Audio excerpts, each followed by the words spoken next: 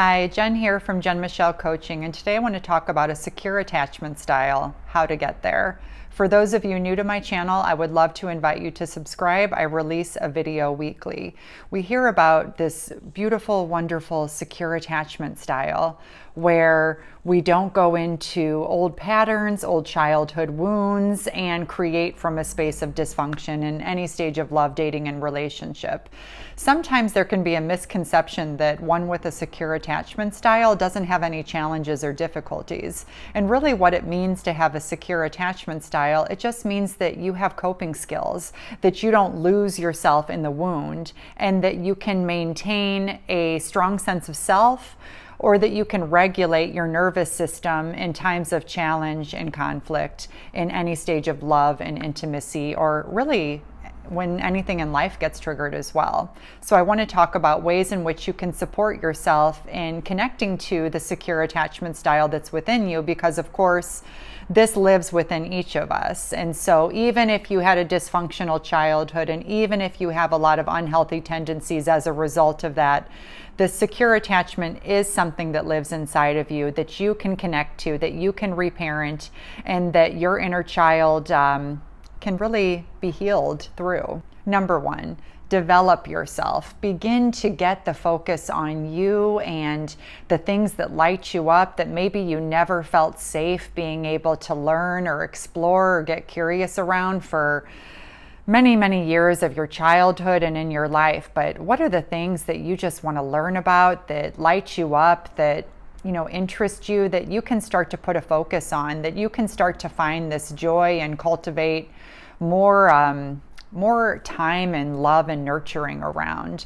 Your inner child is the 3 to 5 year old inside of you that we all hold, right? Whether we're 3 or whether if we're actually 90 years old. It's the emotional body. It's that part of us that desires to be seen, to play, to just be able to regulate, to be able to live a beautiful life, and to be able to fully and freely express that part of ourselves. And this is done by being willing to listen to that part of ourselves.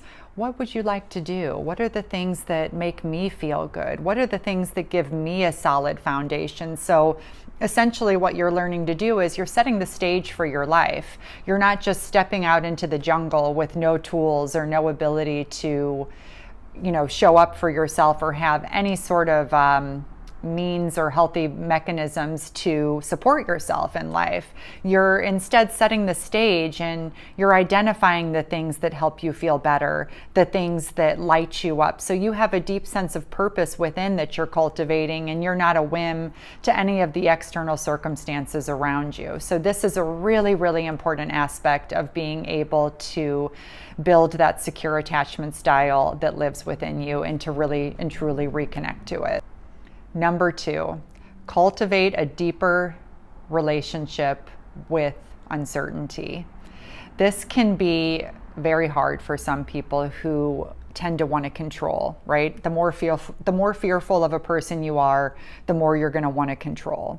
And the more you're going to want to control, the more things are going to be popping up in your life that you're going to discover a feeling of unease, of dis-ease and uncertainty around you. So if we look at life, we can see that everything is uncertain, that there is no guarantees in any area, that we are all living with that impermanence being just everywhere within us. And so if we can stay present and stay in the moment and recognize that everything changes, everything transforms and transmutes and flows over time, then we're not spending our life trying to keep everything the same. We're able to kind of flow with those shifts and the ebbs and flows that are inevitable within life. And maybe that's around aging, maybe that's around job, maybe that's around changes in your life and your partner's life, but nothing is going to be the same. And if we detect, if we view change as a threat, we're going to constantly be kind of fighting it. Whereas instead, if we can embrace it and say, okay, I'm okay with everything not having to look exactly the same. I'm okay with growing and adapting and regulating and not making it mean something negative. The more we can kind of embrace that, the more life is just going to feel easy, and the more we're going to be able to count on ourselves and again, flourish and thrive under that secure attachment. Number 3, insight, compassion, and reflection.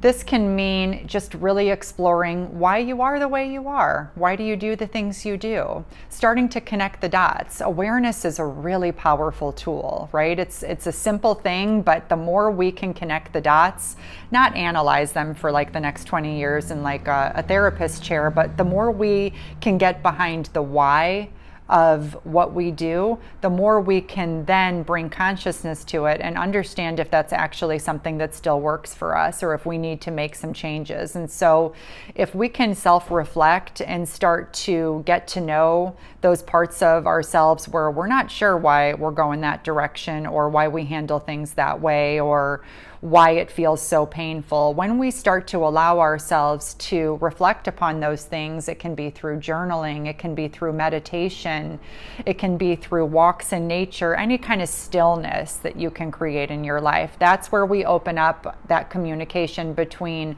the inner child and the higher self. And that's essentially what that secure attachment is about. So your inner child is going to not have the answers. That part of you is the emotional aspect. It's not going to know which way to go, but your higher self always knows the way to go.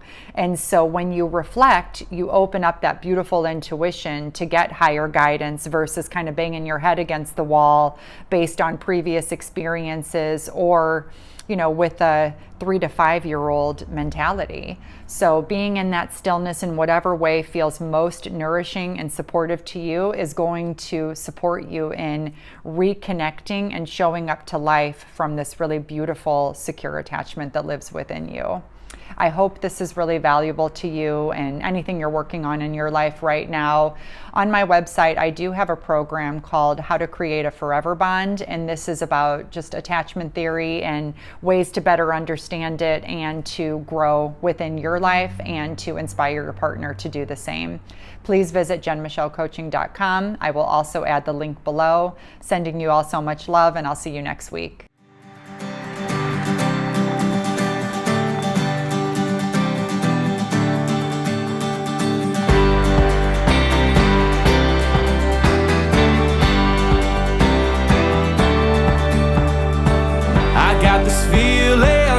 Can't describe